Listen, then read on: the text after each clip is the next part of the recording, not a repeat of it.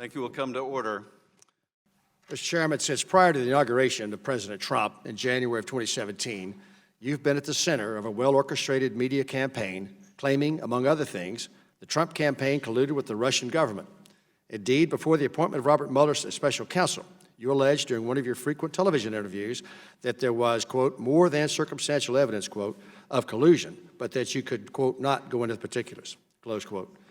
Your willingness to continue to promote a demonstrably false narrative is alarming.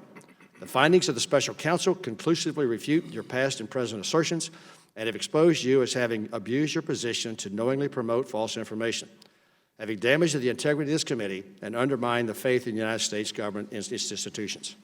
Your actions, both past and present, are incompatible with your duty as chairman of this committee, which alone in the House of Representatives has the obligation and authority to provide effective oversight of the U.S. intelligence community. As such, we have no faith in your ability to discharge your duties in a manner consistent with your constitutional responsibility and urge your immediate resignation as chairman of the committee.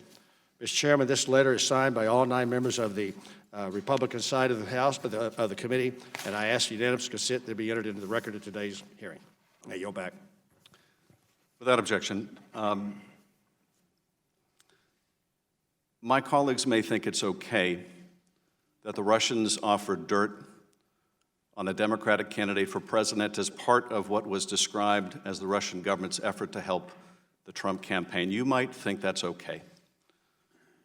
My colleagues might think it's okay that when that was offered to the son of the president, who had a pivotal role in the campaign, that the president's son did not call the FBI.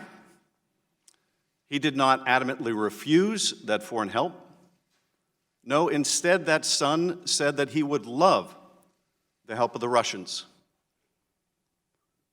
You might think it's okay that he took that meeting. You might think it's okay that Paul Manafort, the campaign chair, someone with great experience in running campaigns, also took that meeting. You might think it's okay that the president's son-in-law also took that meeting. You might think it's okay that they concealed it from the public. You might think it's okay that their only disappointment after that meeting was that the dirt they received on Hillary Clinton wasn't better.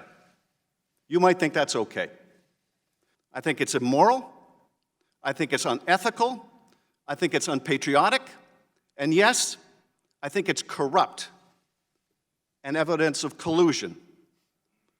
Now, I have always said that the question of whether this amounts to proof of conspiracy was another matter. Whether the special counsel could prove beyond a reasonable doubt the proof of that crime would be up to the special counsel, and I would accept his decision, and I do. He's a good and honorable man, and he is a good prosecutor. But I do not think that conduct, criminal or not, is okay. And the day we do think that's okay is the day we will look back and say that is the day America lost its way.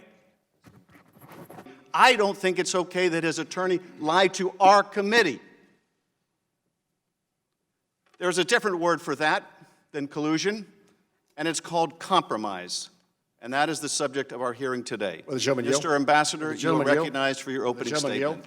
I will not yield. Mr. Ambassador, you gentleman, yield because you just made some things about all of us that I think we all should get the opportunity to respond to. If you're going to say we think, you ought to allow us to speak of what we think. You can use your 5 minutes to speak. You attacked me in your opening statement, and I've responded. I have not had an opportunity to respond at all, especially to your statements of what we think, because no one over here thinks that. No one over here.